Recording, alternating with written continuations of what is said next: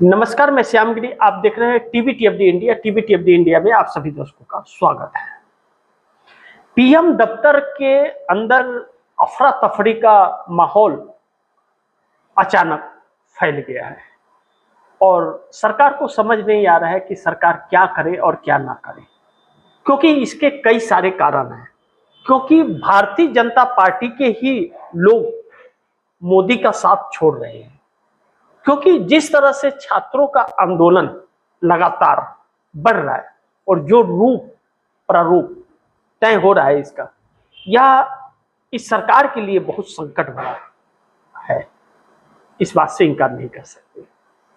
दूसरा बड़ी महत्वपूर्ण यह है कि आरएसएस, जो भारतीय जनता पार्टी का जन्मदाता है, नागपुर में लाखों छात्रों से घिर गया है।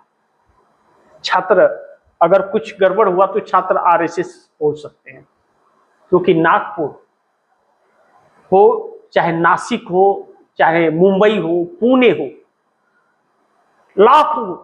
लाखों हजारों की तादाद में छात्र सड़क पर। दिल्ली के अंदर जो छात्र धरना प्रदर्शन कर रहे हैं उनके सपोर्ट में, यानी कि मोदी सरकार के खिलाफ करोड़ों की संख्या में पूरा देश सड़क पर है। पूरा देश का जन समर्थन है। ऐसे में मुरली मनोहर जोशी, भारतीय जनता पार्टी के सुब्रमण्यम स्वामी हमलावर हो गए। ये लोग पहले भी कह रहे थे कि मोदी एक तानाशाह व्यक्ति है और इसके क्रियाकलाप जो है यह देश को लूटने वाले हैं।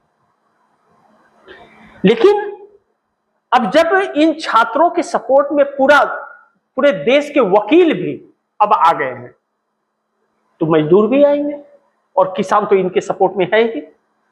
अगर इस सरकार ने छात्रों के साथ कुछ अनहोनी करने की कोशिश की तो किसान घेर लेंगे दिल्ली के अंदर। दिल्ली से ये लोग बाहर नहीं निकल पाएंगे, फिर सरकार का कोई नुमाइंदा निकल नहीं पाएगा।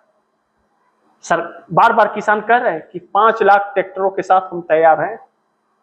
राकेश टिकैत, जो भारतीय किसान यूनियन के राष्ट्रीय प्रवक्ता है, उन्होंने आधिकारिक बयान इसका दिया कि सरकार भूले ना, इन छात्रों के साथ किसान हैं और 5 लाख ट्रैक्टर भी तैयार हैं।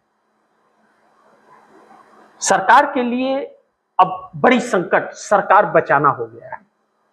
लेकिन इस बीच बड़ी महत्वपूर्ण यह है कि प्रधानमंत्री नरेंद्र मोदी पीएम दफ्तर के अंदर नहीं जा रहे हैं, संसद के अंदर नहीं जा रहे, भाग रहे हैं और कुछ चाटुकार मंत्री इनके साथ खड़े हैं। छात्रों का डर उन्हें भी तो लग रहा है कि वह भी अपने घर तो जाएंगे, और कुर्सी गई तो कहां जाएंगे? तब तो सरकारी बंगले भी छीन जाएंगे, इनके सिक्योरिटी भी छीन जाएगी, क्योंकि इन्होंने दूसरे की छीनी है। तो फिर इनका क्या होगा? यह बात सोच सोच करके डर और खौफ में यह सरकार जी रही है, जो 12 सालों से इस देश को डरा रही थी, विपक्ष को डरा रही थी, ईडी, सीबीआई, इनकम टैक्स, इन सभी से आज वह खुद डर रही है।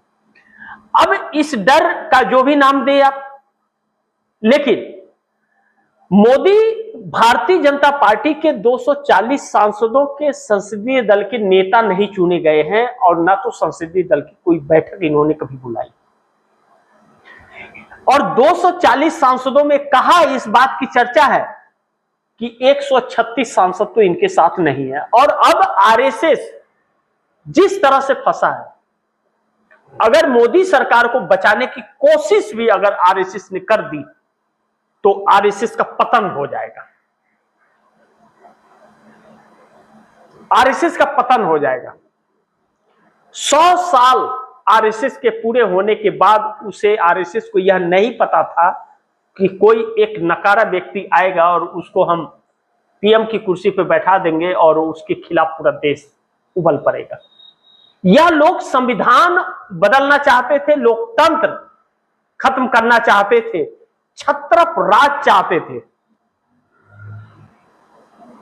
और यह देश खड़ा हो गया इनके सामने। जब देश खड़ा हुआ है तो इनकी रूह कांप रही है। और नरेंद्र मोदी के चर्चे पूरे विश्व में हो रहे हैं, विश्व की मीडिया में चल रही है।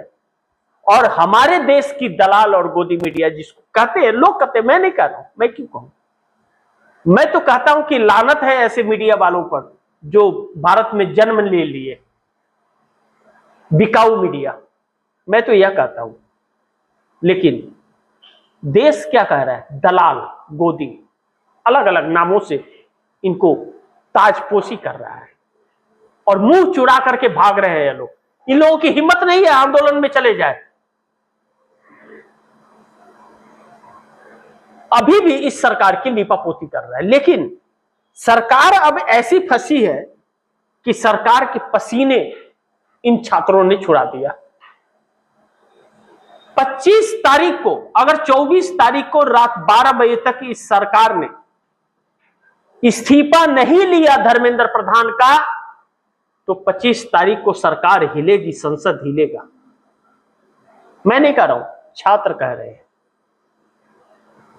अब इसके बाबत पूरी दिल्ली के अंदर एक अफरा तफरी का माहौल है।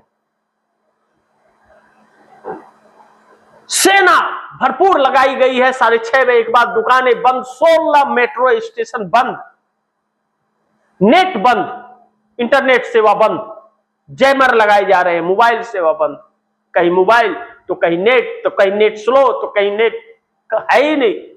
अलग अलग तरह की स्थितियां उत्पन्न की जा रही हैं।